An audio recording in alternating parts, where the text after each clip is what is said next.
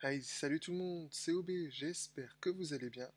Aujourd'hui, on se retrouve pour une vidéo d'installation d'une machine virtuelle Kali Linux sur Windows. Pour ce faire, on va avoir besoin de trois éléments. D'abord de VirtualBox, ensuite de notre Kali Linux, et enfin de 7-zip ou de WinRAR pour dézipper notre fichier Kali Linux. On commence donc avec le téléchargement de VirtualBox. On va donc sur notre navigateur favori et on tape VirtualBox. On se rend sur le site de virtualbox.org, on peut notamment se rendre sur l'onglet Downloads. Une fois dans l'onglet de téléchargement, vous téléchargez la version de Windows, mais vous pouvez aussi télécharger celle de Mac OS X ou de Linux. Une fois le téléchargement effectué, vous allez pouvoir installer VirtualBox. Vous cliquez sur Ouvrir un fichier. Vous faites Oui. Une fois devant l'assistant d'installation, il suffit de faire Suivant, Suivant, Oui, Oui et Installer. Voilà, l'installation de VirtualBox est maintenant terminée, on peut cliquer sur Terminer. Voilà, maintenant on va pouvoir télécharger Kali Linux. On tape donc Kali Linux dans notre navigateur. On se rend sur le site kalilinux.org. On clique sur Download. Et si on veut une machine virtuelle, donc on clique sur Virtual Machine.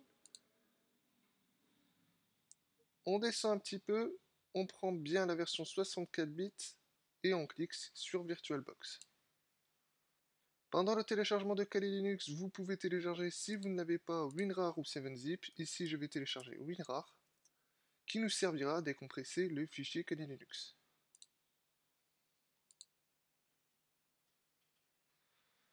Une fois que WinRAR est téléchargé, vous pouvez cliquer sur le fichier pour l'installer. Vous faites Oui, Installer. OK.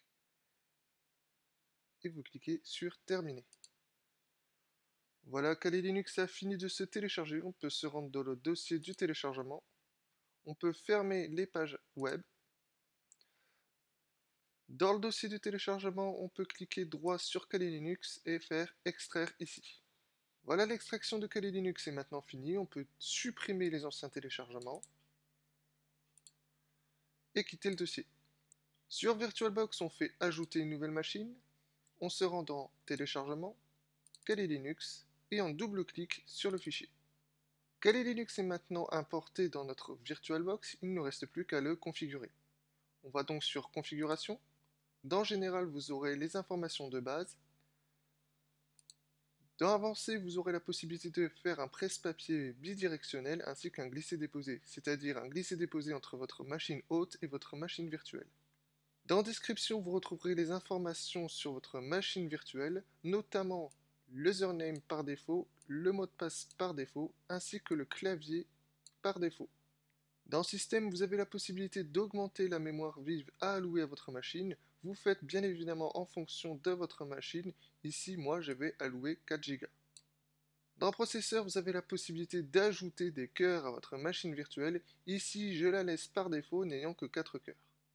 Dans Affichage, vous pouvez laisser les options par défaut si dans votre mémoire vidéo, vous avez bel et bien 128 mégaoctets. Si ce n'est pas le cas, je vous invite à la pousser au maximum. Dans Stockage, on n'a aucune configuration à faire. Dans Son également. Enfin, dans Réseau, vous aurez la possibilité de mettre soit par NAT, soit par accès par pont, soit d'autres options. Ici, moi je laisse en NAT, c'est-à-dire que la machine virtuelle aura la même adresse IP que ma machine hôte, c'est-à-dire ma machine Windows. Enfin, moi je n'ai pas besoin de configurer les autres options, mais si vous avez besoin de les configurer, n'hésitez pas à aller regarder sur le site de VirtualBox pour avoir plus d'informations sur ceci. Voilà, maintenant on peut lancer notre machine virtuelle, on clique donc sur Démarrer. Voilà, une fois votre Kali Linux lancé, vous pouvez vous identifier avec le mot de passe par défaut Kali Linux. N'oubliez pas que le clavier est en anglais, donc le A sera le Q. Voilà, une fois que nous sommes sur le Kali, nous allons changer le clavier pour qu'il soit en français. Vous allez sur le petit dragon en haut à gauche, dans Applications. Vous allez sur Settings. Vous descendez et vous allez sur Keyboard. Une fois que vous êtes dans le menu clavier, vous vous rendez dans Layout. Si vous n'avez pas entièrement visuel sur la fenêtre en entier, vous pouvez modifier la fenêtre en la rapetissant.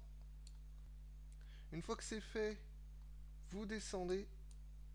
Vous voyez ici que le clavier est en anglais. Nous, on va ajouter donc la langue française. Vous faites Add. Une fois que vous êtes sur French, vous cliquez sur French AZERTY. Moi ici, je vais choisir la version Macintosh puisque cette machine virtuelle tourne sur Macintosh. Une fois que la langue est ajoutée, vous voyez que anglais est toujours par défaut. Vous pouvez la supprimer et ça sera donc la langue française qui sera par défaut. Nous allons maintenant vérifier si le clavier est bel et bien passé en français. Pour ce faire, je vais écrire AZERTY. C'est bon, ça fonctionne, toutes les lettres sont à leur place. Je vous conseille vivement de mettre à jour votre système Kali Linux en faisant cette commande sudo apt get update. On vous demande le mot de passe par défaut, c'est Kali. Une fois que les mises à jour ont été téléchargées, vous pouvez faire la flèche du haut pour rappeler votre commande et au lieu de update, vous mettez upgrade.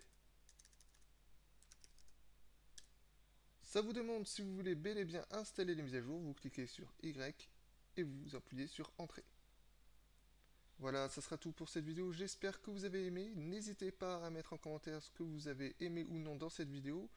N'hésitez pas à mettre un j'aime et à vous abonner à la chaîne. Vous pouvez aussi vous abonner à mon compte TikTok que vous retrouverez dans la description. On se retrouve très bientôt dans une nouvelle vidéo.